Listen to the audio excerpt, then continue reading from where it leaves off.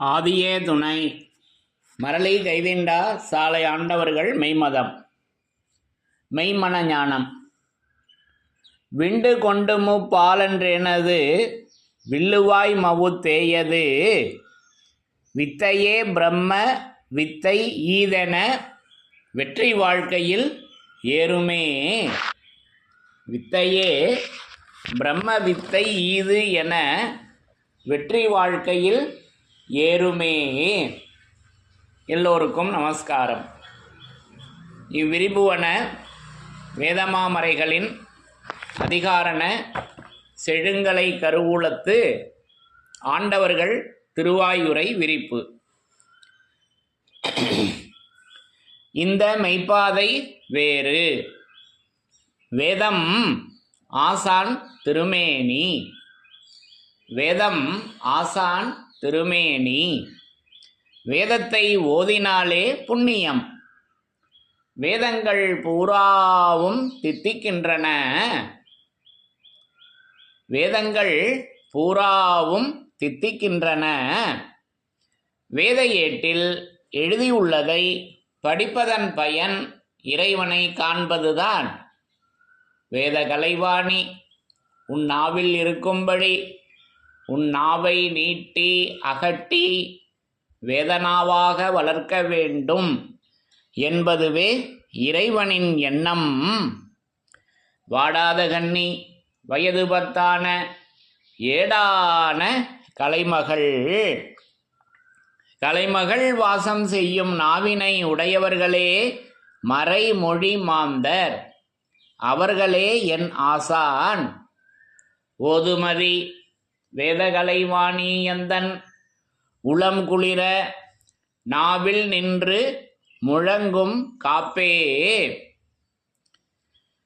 அமுதனாவில் நின்று கலைமகள் பேசுவது முதல் நூல். அது ஆதியனாகிய முதல்வர் பேசுவது. தலைவன் தன்னை அறிந்தவனே குலத்தோன் என்று திருவேதம் உமக்கு உரைக்கச் சொன்னது எம்மை என்ற நமது தெய்வமோர்களின் உத்தரவின்படி நமது தெய்வமோர்கள் அந்த வான்கண்ணி விராந்தவத்தில் அமர்ந்திருந்து வேதமாக வேத வாசகமாக திருமறையின் வாசகமாக வேதம் ஆசான் திருமேனியாக திருமறை ஆசான் திருமேனியாக அந்த பரிசுத்த ஆவியாக என்றென்றைக்கும் அவர்கள் விளங்கும் அன்பர்களுக்கு எல்லாம் உளம்புகும் தெய்வமாய் அவர்கள் அந்த நாளடைவில் விளங்கத் தெரிபவராகிய இந்த மெய்க்கல்வி கலாசாலையின் போதனா சக்தி தலைவர். அந்த சக்தியாக அந்த சக்தியே தலைவராக அது அங்கே மணுமகன் பெற்றெடுத்த ஆதி திருமறை சக்தி. இதோ அந்த வேங்கையின் மீது ஏறி வரும் வேத சக்தியாக அந்த சக்தியாக அந்த சிவன்தான் அந்த சிவன் சக்தியாக விளங்கி கொண்டிருக்கின்றார்கள். பார்வதி தேவியராக அந்த சக்தி பார்வதி தேவி அல்லவா. அப்போது அந்த பார்வதி தேவியாக அந்த சக்தியானது அது வேத சக்தியாக அது வேங்கையின் மீது ஏறி வரும் வேத சக்தியாக நமக்கு இப்படி வேதம் ஆசான் திருமேனியாக அந்த பரிசுத்த ஆவியாக அவங்க எந்நாளும் வேதத்திற்கு வருகின்ற உலக மக்கள் அனைவருக்கும் அவங்க விளங்கி கொண்டு எப்பவும் இருக்காங்க. அப்போ அந்த திருமேனியிலிருந்து நம்ம என்றும் அழியாத வேத வாசகம் அதனுடைய சிறப்புகளை ஒவ்வொன்றாக படித்து தரிசனம் செய்து வருகிறோம். அப்போது என்றைக்கும் அழியாதது அது என்றும் அழியாதது அந்த வேத வாசகம் மட்டுமே. அப்போ இந்த உடலானது அழியும், ஆனால் நித்திய பொருளான உயிர் அழிவதில்லை. அப்போது அழிந்து போகக்கூடியது உடலாக இருக்கிறது. அழியாதது அந்த உயிராகிய இறை சுரூபமாக இருக்கிறது. நம்மிடம் இருக்கின்ற உயிர் அல்ல, இறை சுரூபத்தினிடம் இருக்கின்ற உயிர் அசலான உயிர். அப்போ அந்த உயிர் அது வேத வாசகமாக அது விளங்கி கொண்டு இருக்கின்றது. அப்போது அதை அந்த என்றும் அழியாத இந்த என்றும் மாறாத அந்த என்றும் வாடாத அந்த வேத வாசகத்தின் சிறப்புகளை நம்முடைய 4 வேதங்களிலிருந்தும் ஒவ்வொன்றாக படித்து தரிசனம் செய்து வருகிறோம். அதன்படி இந்த பகுதிக்காக இந்த பதிவிற்காக நான் எடுத்துக்கொண்டது நம்முடைய திருவருட்குரல் 292வது திருவாக்கியத்தில் ஒரு பகுதியினை எடுத்துக்கொண்டேன். இங்கே நமக்கு அந்த என்றும் அழியாத அந்த வேத வாசகம் என்ன செயலுடையதாக அது எப்படி விளங்கி கொண்டிருக்கின்றது என்பதை நமக்கு அற்புதமாக இங்கே எடுத்து உரைக்கிறாங்க. அதை படித்து தரிசனை செய்யலாம். பிரம்மோதய மெய்வழிச்சாலை ஆண்டவர்கள் திருவாக்கியம். சாதிகளின் கர்த்தாவே. திருவாக்கியம் எண் 292, பக்கம் எண் 236, பழைய அச்சு நூல், பக்கம் எண் 236. மெய்வழியின் நித்திய முத்தி.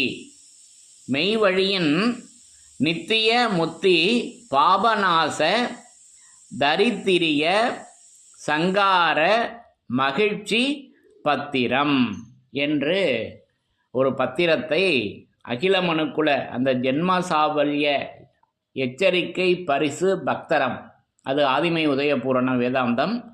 இங்கே அந்த மகிழ்ச்சி பத்திரம் அதை தலைப்பாக கொடுத்து நமக்கு அந்த என்றும் அழியாத வேத வாசகத்தை கொடுக்குறாங்க. மெய்வழியின் நித்திய முத்தி பாபநாச தரித்திரிய சங்கார மகிழ்ச்சி பத்திரம். அப்போ அந்த மகிழ்ச்சி தாங்க பத்திரமாக இருக்குது. அப்போ அந்த மகிழ்ச்சியெலாம் நம்ம நிறையா வேதமாமறைகளில் படித்து தரிசனை செய்திருக்கிறோம் அல்லவா. அந்த கோளறி வாழ் விடையானது வாக்குகளுக்கு எல்லாம் வலுவாக்கு அருளி மகிழ்வு காட்டி அதிஜய சம்மத தேற்றி. அப்போ அந்த மகிழ்ச்சி பொங்க செய்து வைப்பதுவே பொங்கல். இத்தூலத்தை விட்டு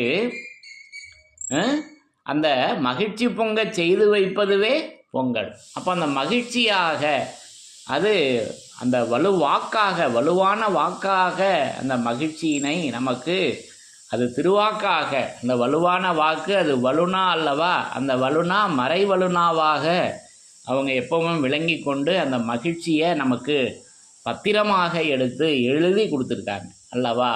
அப்போது இந்த பத்திரம் எப்போ செல்லுபடியாகும்னா அது பதியணும். அது உலக ஆயுதமாகவே பார்த்தா அந்த பத்திரம் பதிஞ்சாதான் சட்ட ரீதியாக செல்லுபடி ஆகுது. அதை போல் இங்கே விண்ணுலகத்தில் நம்முடைய நினைவில் இதை பதிய வைக்கணும். எதை? வேத வாசகங்களை, இந்த பத்திரத்தை, இந்த மகிழ்ச்சியை நினைவில் ஊனி அது நிலங்கமழ் வந்து நான்மறை நாட்டிய பலன் பெரும் சான்று பதிவை எடுத்து ஓதுவாம். அப்போ அந்த பலன் எப்போ கிடைக்குதுன்னா அந்த பதிவை எடுத்து ஓதுகின்ற போது, அந்த பதிவு இருக்கிறப்ப தான் அது நமக்கு அந்த பதிவே பலனாக நமக்கு கிடைக்க பெற்றிருக்கிறது அல்லவா. அப்போ இதெல்லாம் நெடுக நம்ம ஏற்கனவே பேசியிருக்கோம் அல்லவா.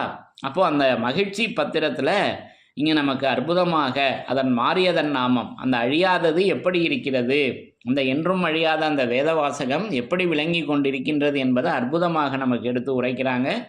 படித்து தரிசனை செய்யலாம். அப்போது ஆண்டவர்கள் நித்தியனாகிய இறைவன். அப்போ அந்த இறை சொரூபம் நமது தெய்வம் அவர்கள் ஒன்றுதான் நித்தியம். நித்தியனாகிய இறைவன் மனுக்குலத்தை நித்தியத்திற்கே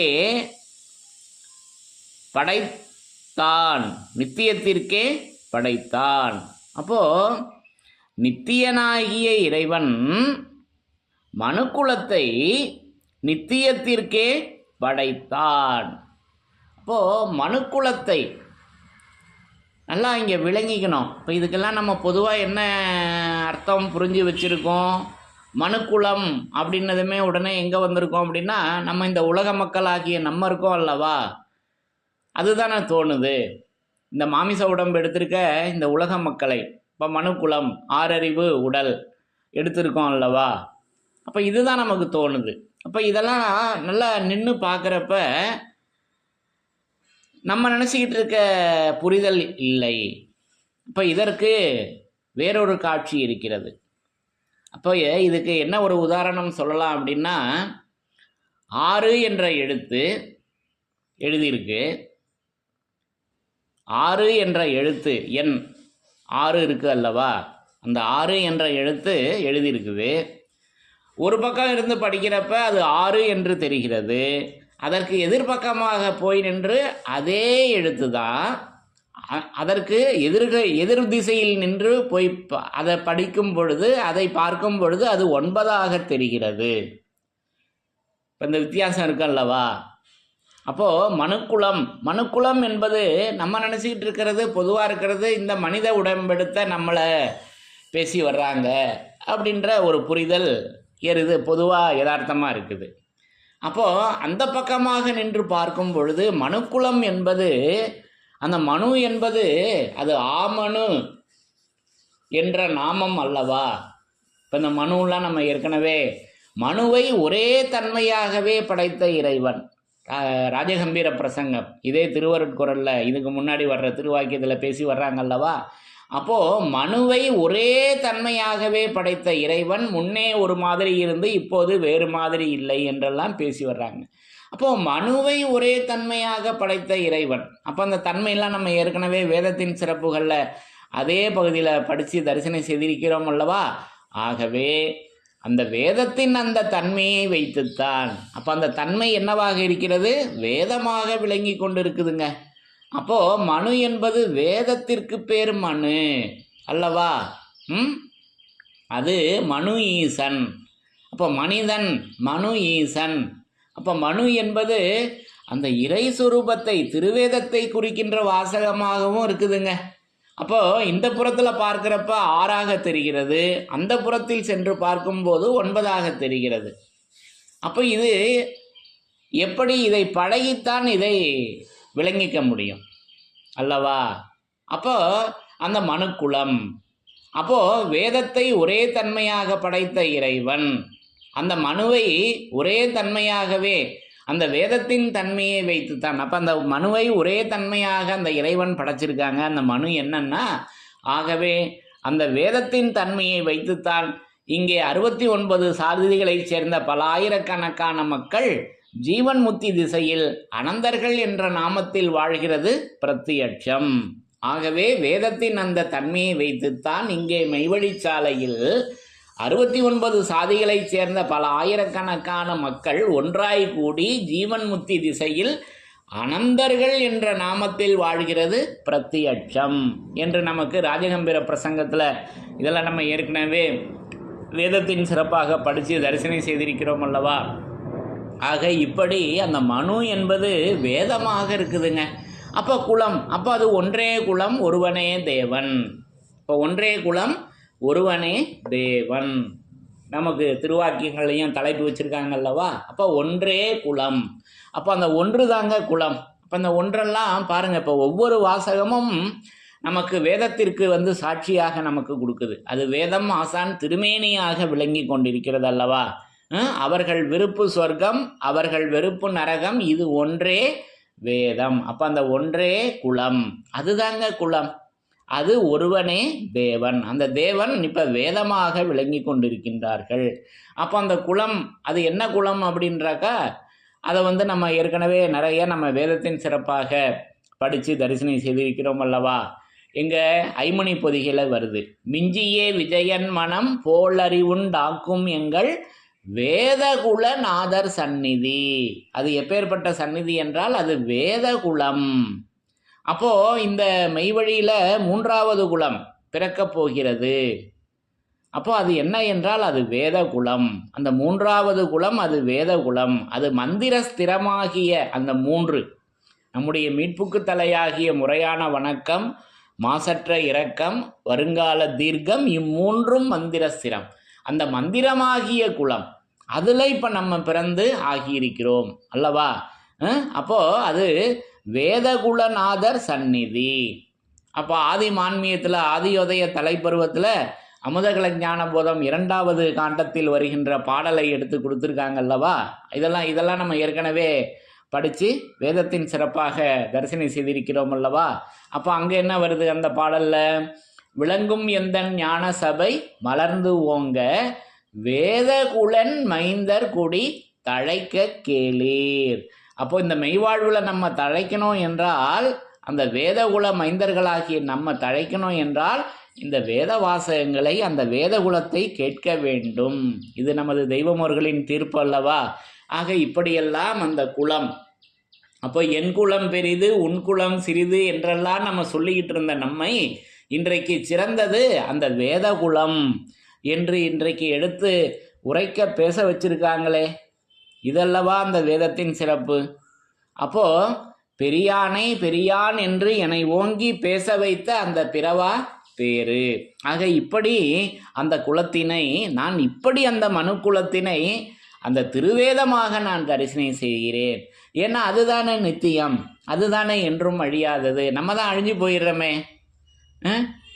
திருவருட்குறள் 14வது திருவாக்கியத்தின்படி இந்த உடலானது அழியும், நித்திய பொருளான உயிர் அழிவதில்லை என்று நேராக தீர்ப்பு கொடுத்துருக்காங்களே. அப்போது இங்கே நம்ம நினச்சிக்கிட்டு இருந்த பொருள் இது அல்ல என்பது தெரியுது அல்லவா. அப்போ நித்தியனாகிய இறைவன் மனுக்குலத்தை நித்தியத்திற்கே படைத்தான். அதை தான் நமக்கு முகப்பு பாவலையும் நீதியனும் பொருளான மனுக்குலத்தை நித்தியனும் நித்தியத்திற்கே படைத்தான் என்று வரியே நமக்கு பாடலாக முகப்பு பாவாக நமக்கு எடுத்து வழங்கியிருக்காங்க அல்லவா. இப்படியெல்லாம் இருக்குதுங்க அந்த மனுக்குலம். இப்படி நான் அந்த மனுக்குலத்தை தரிசனை செய்கிறேன்.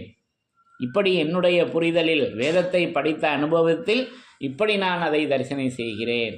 ஏன்னா பிரம்மனிஷ்டரின் துணிக்கு நேராக செவி கொடுத்து கேட்பார்களே, அவர்களைத்தான் மனிதன் என்று வேதம் சொல்லுகிறது. இப்போ மனிதன் எப்போ நம்ம மனிதனாகிறோம்? இந்த ஆறறிவு உடலெடுத்த மாத்திரம் மனிதனாகிறோமா? இல்லை. பிரம்மனிஷ்டரின் துணிக்கு நேராக செவி கொடுத்து கேட்கும்போது தான் அல்லவா. இது ராஜகம்பீர பிரசங்கம் 290வது திருவாக்கியத்தில். இதெல்லாம் நம்ம ஏற்கனவே வேதத்தின் சிறப்பில் படித்து தரிசனை செய்திருக்கிறோம் அல்லவா.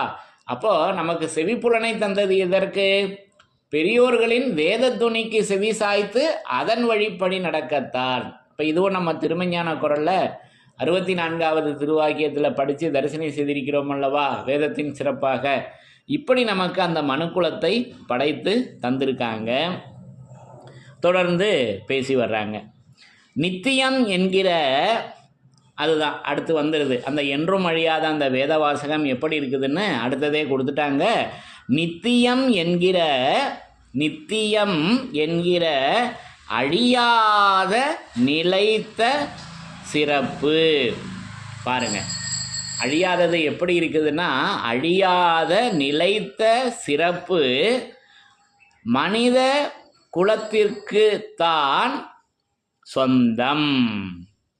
அப்போ அந்த அழியாத அந்த நிலைத்த சிறப்பு யாருக்கு சொந்தம் என்றால் மனித குலத்திற்கு சொந்தம். நமக்கா அதை நம்முடைய சொந்தமாக பாக்கிக்கணும். அந்த வேத வாசகத்தை எடுத்து வைக்கும்போது அந்த சொந்தமாவர் எல்லோருக்கும் சுயம்வாழி பூங்கிலியே, அவங்க சுயமாக இருக்காங்க. ஏன்னா அதுக்கு அன்றைக்கே காகபுசுண்டர் பிரான் வந்து அருளிட்டாங்க, அத்தன் சொன்னது சுயம் என்னது சாட்சி அல்லவா. தீர்க்க தரிசனம் ஜீவ மந்திரத்தில் இதெல்லாம் நமக்கு பேசி தந்திருக்காங்க அல்லவா இதற்கு முன் வந்த மகத்துக்கள். அப்போ நித்தியம் என்கிற அழியாத நிலைத்த சிறப்பு மனித குலத்திற்குத்தான் சொந்தம். அந்த மனித குலம் அதுதாங்க தான்.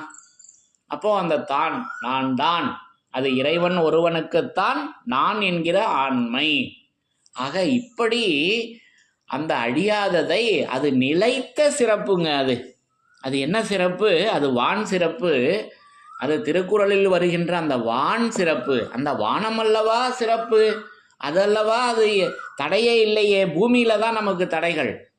விண்ணுலகத்தில் ஆகாயத்தில் தடை உண்டா? ஆகாயத்தில் தடை உண்டா? ஆகாய மார்க்கத்தில் விமானங்கள் பறக்குது அல்லவா. இப்போ பூமியில தான் டிராஃபிக்கு, ஆகாயத்தில் டிராஃபிக் உண்டா? எதுவும் கிடையாது. ஆக இப்படி அந்த வான் சிறப்பு, அந்த வானத்தை நமக்கு வான வேதாந்தமாக நமக்கு எடுத்து வச்சிருக்காங்க. அப்போ அது என்ன வானம்? இந்த அழிந்து போகிற இருக்கக்கூடிய இந்த பூமியில் இருக்கக்கூடிய வானமா? இல்லை, அது விண்ணுலகத்தில் இருக்கின்ற வானம். அது வேதாந்தமாக விளங்கி கொண்டிருக்கிறது அல்லவா. இப்போ இதெல்லாம் நம்ம ஏற்கனவே ஆனந்த கழிப்பு என்ற பகுதியில் வேதத்தின் சிறப்பாக படித்து தரிசனம் செய்திருக்கிறோம் அல்லவா.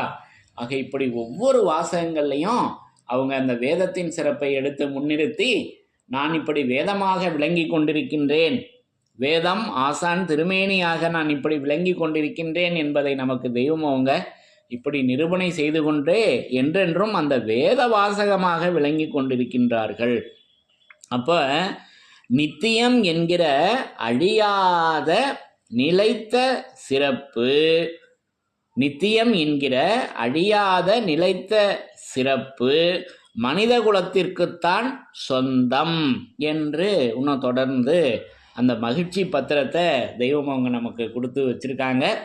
அப்போ இந்த திருவாக்கியத்தில் நமக்கு அந்த அழியாத, என்றும் அழியாத அந்த வேத வாசகம் எப்படி விளங்கி கொண்டிருக்கிறது என்றால், அது அழியாத நிலைத்த சிறப்புங்க. அது என்றென்றைக்கும் நிலையாக இருக்கிறது. அப்போ அது நிலையாக இருக்கிறது, அது நிலைவாசற்படியாக இருக்கிறது. நான்காமறையாகிய வேதப்பதியின் முன்முகப்பு வேதப்பதிக்குள் நுழைகுவதற்கு நிலைவாசற்படியாகிய முன்முகூர்த்த ஆசனத்தை பதிப்பிக்க பெற்று. இப்போ இதெல்லாம் நம்ம ஏற்கனவே வேதத்தின் சிறப்புகளில் படித்து தரிசனம் செய்திருக்கிறோம் அல்லவா? அது நிலைவாசலாக, அந்த வேதப்பதிக்குள் நுழைவதற்கு நிலைவாசலாக அந்த வேதமே விளங்கி கொண்டு இருக்குதுங்க. அங்கே தாங்க அவங்க கலைவல்ல மகத்துக்களாக இருக்காங்க. ஏன்னா நிலைமறை புலமை சிந்தும் கலைவல்ல மகத்துக்களே என்று நமக்கு தெய்வ தேடு ஊடகத்தில் கொடுக்குறாங்க.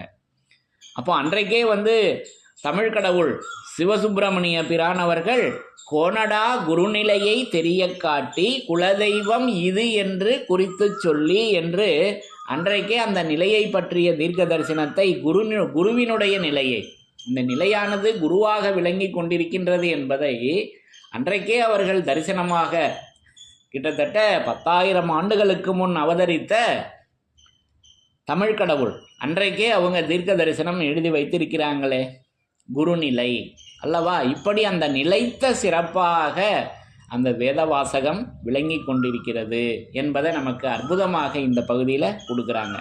அப்போ அந்த நிலை, அது நிலைமறை புலமை சிந்தும் கலைவல்ல மகத்துக்களே, அது நிலையெழும் காட்சி, அது கலைகான்று ஒழுகியே. அப்போ எந்நிலை தன்னை எவரறிந்திடினும். ஆக இப்படி நிலையினுடைய சிறப்புகள் நமக்கு நிறைய வேதமாமறைகளில் கொடுத்து வச்சிருக்காங்க அல்லவா? ஆக அந்த அழியாதது எப்படி இருக்கிறது என்றால் அழியாத நிலைத்த சிறப்பு, அது சிறப்பாக இருக்குதுங்க. அப்போ நம் தேவன் அழியாதவர், அவர்கள் சிறப்பு அழியாதது. இப்போ இதெல்லாம் நம்ம ஏற்கனவே 267வது திருவாக்கியத்திலையும் நம்ம இதை ஏற்கனவே என்றும் அழியாத வேதத்தின் சிறப்புகளில் படித்து தரிசனம் செய்திருக்கிறோம் அல்லவா?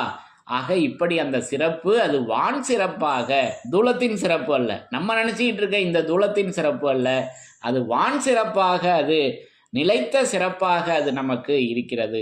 ஆகவே இந்த பகுதியில் அந்த என்றும் அழியாத அந்த வேத வாசகம் அது அழியாத நிலைத்த சிறப்பாக, அது மனித குலத்திற்குத்தான் சொந்தம்.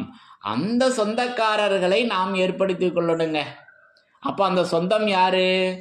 நம்ம உலகாயுதமாக நம்முடைய சொந்த பந்தங்கள் இருக்குது. விஞ்ஞானத்தில் எந்த அளவுக்கு உதவி செய்ய முடியும் அவர்களால்? இல்லை. அப்போ நமக்கு சொந்தம் யார் என்றால் இறை சொரூபம் ஒருவர் தான் நமக்கு சொந்தம். நமது தெய்வம் அவர்கள்தான் அந்த யமனுடைய எல்லையில் நம்மளை மீட்பித்து சொர்க்கபதியில் ஏற்றுகின்ற நமது தெய்வம் அவர்கள் ஒருத்தவங்க தான் நம்மளோட வரப்போகிறவங்க, என்றைக்கும் இருக்கக்கூடியவர்கள் அல்லவா?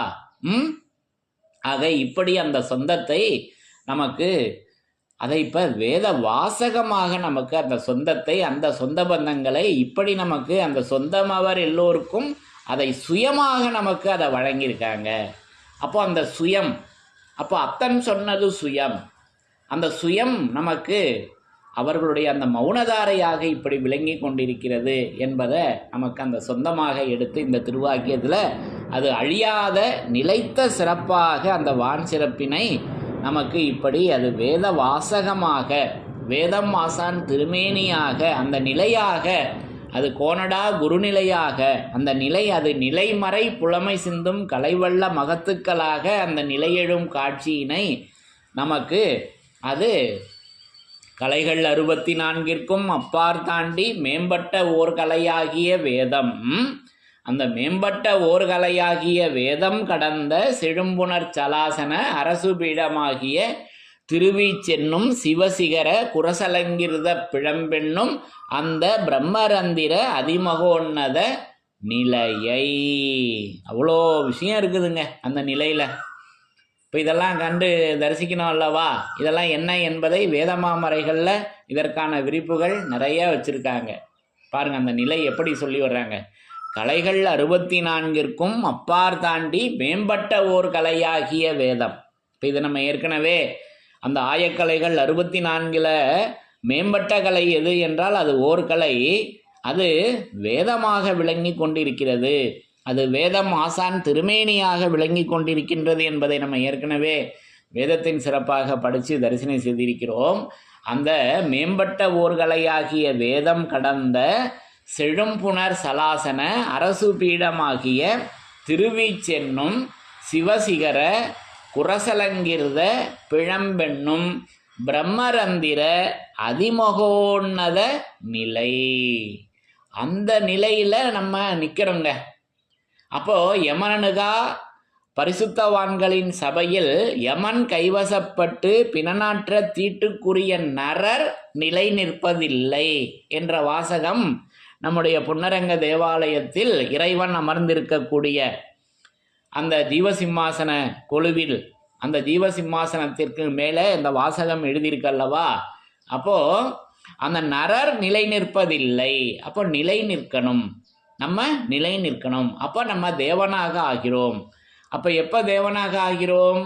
ஆதிமை உதயபூரண வேதாந்தம் அறிந்து அடைந்த உயிருடலம் தேவராமே. அந்த ஆதிமை உதயபூரண வேதாந்தத்தை அறிந்து அடையும் போது நாம் தேவனாக ஆகின்றோம் என்ற இப்படி அந்த நிலைகளை நமக்கு அற்புதமாக, அது வேதத்தின் சிறப்பாக, அது நிலைத்த அழியாத நிலைத்த சிறப்பாக இப்படி அந்த நிலையினை நமக்கு நிலைவாசலாக அந்த வேத வீட்டுக்குள் அந்த வேத விருட்ச வீடு கலாம் சரிபு என்னும் வேத விருட்ச வீடு வாயினுள் நுழைவதற்கு அந்த நிலையாக அவங்க அந்த குருபெருமானாக திருமறை குருபெருமானாக அவர்கள் இப்படி வேதம் ஆசான் திருமேனியாக விளங்கி கொண்டிருக்கின்றார்கள் என்பதை நான் இந்த பகுதியின் மூலம் இப்படி நான் தரிசனை செய்தேன் என்று கூறி, என்றும் அழியாத, என்றும் மாறாத, என்றும் வாடாத வேத வாசகத்தின் சிறப்புகள் தொடரும். தலைவன் தன்னை அறிந்தவனே குலத்தோன் என்று திருவேதம் உமக்கு உரைக்கச் சொன்னது எம்மை.